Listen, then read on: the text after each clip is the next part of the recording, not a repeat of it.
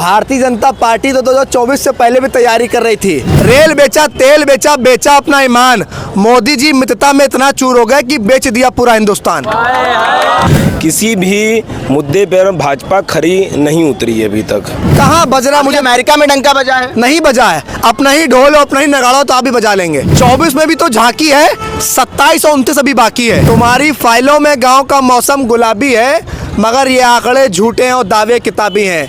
ये भारतीय जनता पार्टी पर शायरी लागू है। भगवान मानते हैं नरेंद्र मोदी को लोग। जो भगवान मानते हैं ना, वो गोबर भक्त हैं, वो गोबर खाते हैं। जेब में 100 रुपए नहीं, लेकिन मोदी मोदी कर रहे हैं। हम मोहब्बत की बात करेंगे, यहाँ मुसलमान भी रहेगा, हिंदू भी रहेगा, सिख भी रहेगा। किसी में दम हो तो रोक लेना। उत्तर प्रदेश में तमाम समीक्षाएं बैठक हुई। अब उत्तर प्रदेश में 10 सीटों पे उपचुनाव हैं, जिसको लेके मुख्यमंत्री योगी आदित्यनाथ काफ़ी सीरियस नज़र आ रहे हैं। एक सीट पे 3-3 मंत्रियों को जिम्मेदारियां दी हैं। पुराने लखनऊ में आए हैं, नौजवान हैं, उनसे बात करेंगे कि इस बार उपचुनाव में क्या कुछ नज़र आ रहा है। भारतीय जनता पार्टी बहुत तैयारी कर रही है और इंडिया गठबंधन अपनी तैयारियाँ कर रहा है, कैसे देखते हैं? भारतीय जनता पार्टी तो 2024 से पहले भी तैयारी कर रही थी। ढोल नगाड़े पीट रही थी कि भाइयों बहनों 400 पार लाएंगे, मोदी जी को तिबारा प्रधानमंत्री बनाएंगे।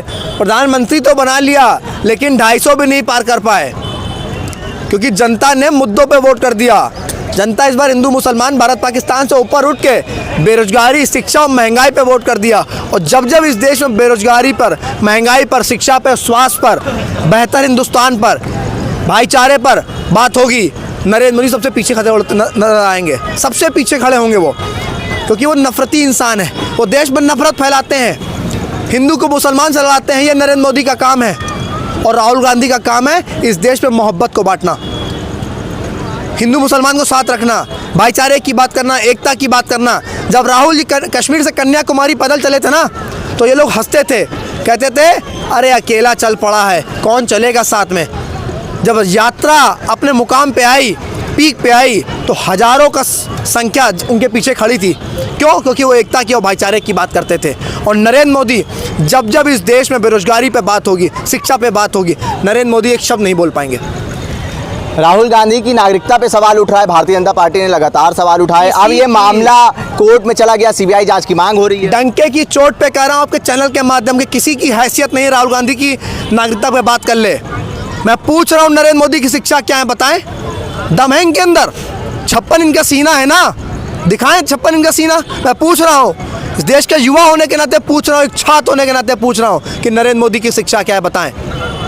लेकिन भारतीय जनता पार्टी दावा कर रही है कि उत्तर प्रदेश में 10 की 10 सीटें जीतने वाले हैं। तुम्हारी फाइलों में गांव का मौसम गुलाबी है, तुम्हारी फाइलों में गांव का मौसम गुलाबी है, मगर ये आंकड़े झूठे हैं और दावे किताबी हैं। ये भारतीय जनता पार्टी पर शायरी लागू है। इनके जो दावे हैं वो बड़े बड़े हसीन सपने हैं। 15 लाख खाते में, भाइयों बहनों काला धन लाएंगे, अच्छा भारत बनाएंगे, विश्व गुरु बनाएंगे, बुलेट ट्रेन लाएंगे 2022 में। 24 भी खत्म हो गया, बुलेट ट्रेन कहाँ है पूछता है युवा। इतने रेल हादसे हो रहे हैं, प्रधानमंत्री जी कहाँ हैं बताएं। शिक्षा पे आप क्या काम कर रहे हैं? बेरोजगारी चरम सीमा पर है, महंगाई कमर तोड़े दे रही है। रोजगार मेलों का आयोजन करा जा रहा है, हर जिले में रोजगार मेले लगाए जा रहे हैं। जितने यहाँ बेरोजगार लोग खड़े हैं, जितने यहाँ युवा खड़े हैं, पूरे किसी एक को रोजगार मिला हो तो बताएं।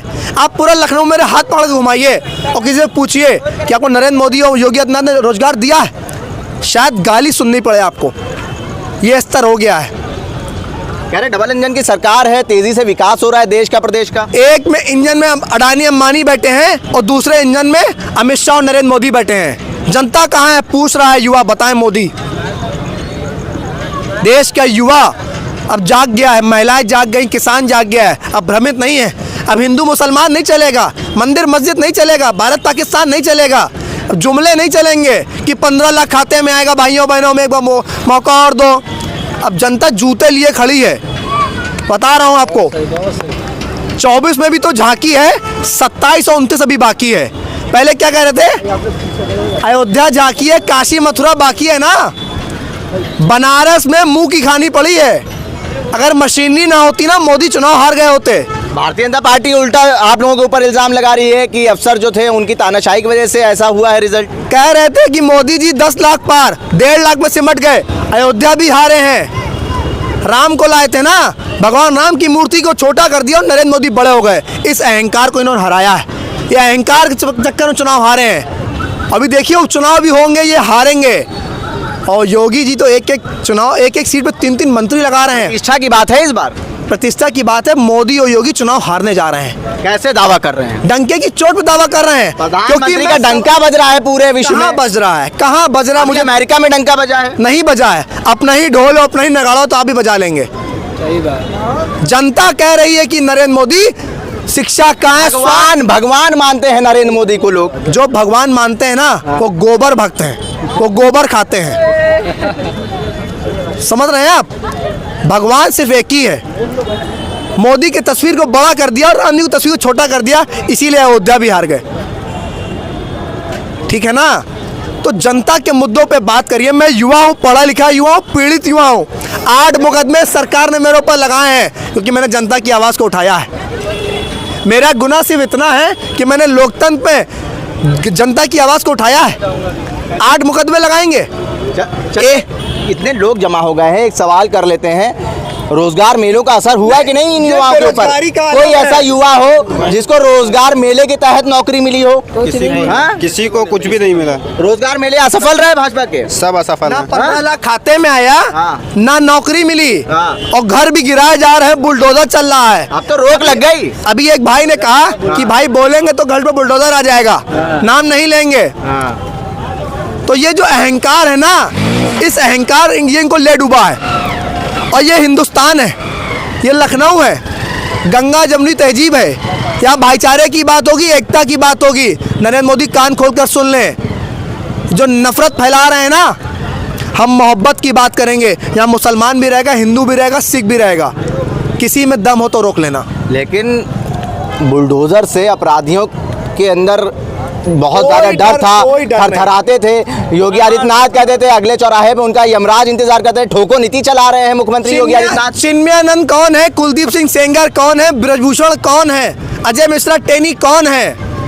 तमाम मंत्री विधायक सांसद इनके नाम बताएं कौन है? सब अपराधी तो भारतीय जनता पार्टी में है। सारे बलात्कारी भारतीय जनता पार्टी में शामिल हैं और कहते हैं उत्तर प्रदेश में नंबर 1 है, कानून का राज है। मैं तो कह रहा हूँ जंगल राज है।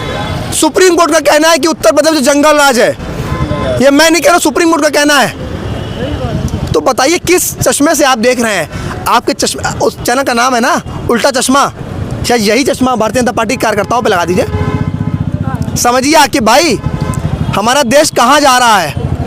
कोई युवा शिक्षा पे बात नहीं कर रहा है, कोई युवा रोजगार पे बात नहीं कर रहा है। जेब में 100 रुपये नहीं, लेकिन मोदी मोदी कर रहे हैं। सही बात है। और जब बात करो ना तो बोल नहीं पाएंगे। कहते हैं विश्व गुरु बनाएंगे, विकसित भारत बनाएंगे, बुलेट ट्रेन चलाएंगे। तो बुलेट ट्रेन तो चल गई ना। कहाँ चल रही है? आम ट्रेन चला नहीं पा रहे हैं, बुलेट ट्रेन चलाने की बात कर रहे हैं। रोज रेल हादसे होते हैं, अखबार की सुर्खियों में रेल हादसे जमे हुए हैं। अब किस दुनिया में जी रहे हैं? योगी जी कह रहे हैं कि हर साल अब 2 लाख नौकरियां देंगे। चुनाव नजदीक आ गया है क्या? 17 से 24 7 साल हो गए। 7 साल में अगर 2 साल के हिसाब से जोड़ा जाए तो 14 लाख नौकरियां कहाँ हैं बताएं? कह रहे हैं भ्रमित करा था आप लोगों ने लोकसभा चुनाव में जनता को कि संविधान बदल देंगे, इस वजह से ऐसा रिजल्ट आया है। खुद ही तो बोल रहे थे कि 400 लाएंगे, संविधान बदल देंगे। जनता ने कहा रुक जाओ, ठहर जाओ, हम तुमको बदल देंगे इस बार। और 24 का नतीजा है कि मोदी का अहंकार कहीं दिख नहीं रहे। मोदी जी, हमें लगता है देश के प्रधानमंत्री लापता हो चुका है। FIR करानी चाहिए देश के युवाओं के। प्रधानमंत्री कहाँ गायब है? दिखाएं, शक्ल तो दिखाएं। रोज कपड़े बदलते थे ना, 10-10 लाख का सूट पहनते थे जनता के पैसों से। कहाँ है प्रधानमंत्री? देश का युवा जाग गया है और सवाल कर रहा है, डंके की चोट पर सवाल कर रहा है। आए दिन प्रदर्शन हो रहे हैं लखनऊ में। 59,000 शिक्षक भर्ती से लेकर तमाम युवा परेशान है, महिला हताश है। बलात्कार हो रहे हैं देश में, रेल हादसे हो रहे हैं देश में, किसान आत्महत्या कर रहे हैं, छात्र आत्महत्या कर रहे हैं क्योंकि शिक्षा नहीं मिल पा रही है, पेपर लीक होते हैं। ये क्या मुद्दे नहीं है? असल मुद्दे तो यही हैं। और 2024 में इसी मुद्दों पे बात हो गई तो नरेंद्र मोदी चुनाव हार गए। देखिए, आपने किसानों की बात करी, आंदोलन की बात करी। किसान आंदोलन बहुत लंबा चला। कंगना रनावत सांसद हैं, अभिनेत्री हैं, उन्होंने कहा है कि कृषि बिल जो है वो फिर से लाना चाहिए, लेकिन माफ़ी मांग ली उन्होंने। कंगना रनावत को भारतीय जनता पार्टी स्वयं में एक्सेप्ट नहीं कर पा रही है। ये होता ना, कौर या तो अंदर ले तो बाहर, तो बीच में अटक गई हैं। ना तो बाहर निकाल पा रही है पार्टी, तो अंदर ले पा रही है। इजूल फजूल बयान देख के सुर्खियाँ बटोर लेना कोई बड़ी बात नहीं है। हमने तो आपसे उपचुनाव की बात जानना चाहा था, उपचुनाव पे प्रतिक्रिया चाहिए थी, लेकिन आपने बता दिया 27 और 29 भी। 27 भी जीतेंगे, 29 भी जीतेंगे।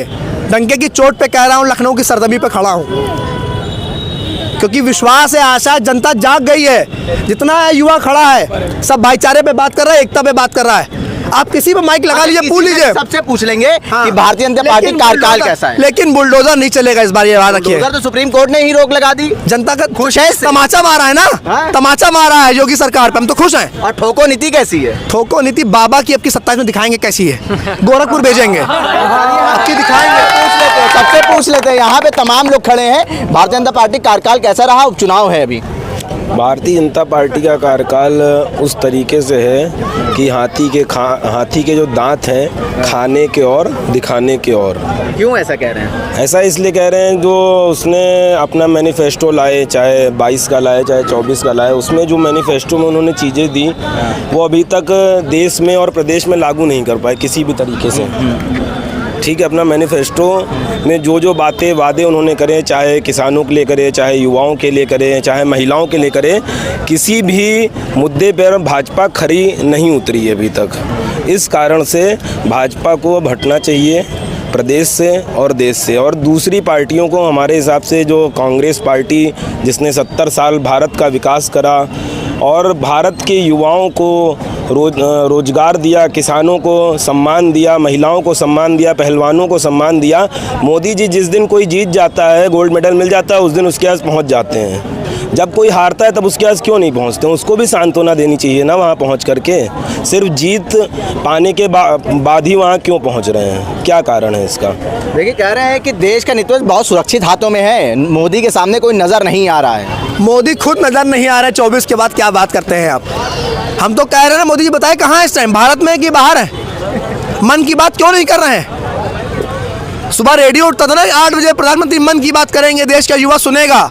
अब सुन नहीं रहा है, अब लाठी लिए खड़ा है, आज तो जाए द्वार पे। मन खराब हो। सुनने में आ रहा है कि भारतीय जनता पार्टी में तालमेल बन नहीं पा रहा है। नितिन गडकरी अलग अपने आप को प्रधानमंत्री का दावेदार पेश कर रहे हैं। आप देखिए क्या क्या होता है। हाँ। अभी तो पिक्चर शुरू नहीं हुई है, अभी तो ट्रेलर है। हाँ। अभी तो यूपी में लड़ाई हुई थी ना, स्टूल मंत्री के बीच में और मुख्यमंत्री के बीच में। समझ गए ना स्टूल मंत्री कौन? समझ, आप बहुत समझदार है आके भाई।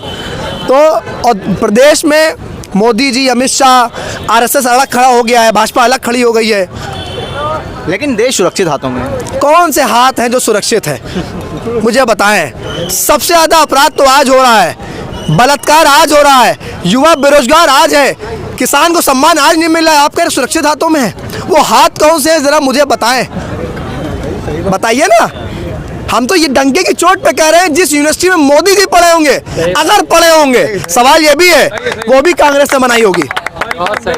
70 साल में बनाया है और मोदी ने 10 साल में बेचा है। रेल बेचा, तेल बेचा, बेचा अपना ईमान। रेल बेचा, तेल बेचा, बेचा अपना ईमान। मोदी जी मित्रता में इतना चूर हो गए कि बेच दिया पूरा हिंदुस्तान। देखिए, तालियां बज रही हैं। यही जो माहौल है, हम जानने आए थे पुराने लखनऊ में, जो युवा हैं उनसे जानने आए थे कि माहौल क्या है, क्योंकि युवा जो है वो खेल बदल देते हैं। पार्टी जितनी भी तैयारियां करे, संगठन जितना भी मजबूत हो, लेकिन युवा जब निकलते हैं, युवाओं की जो सोच होती है उससे देश बदलता है।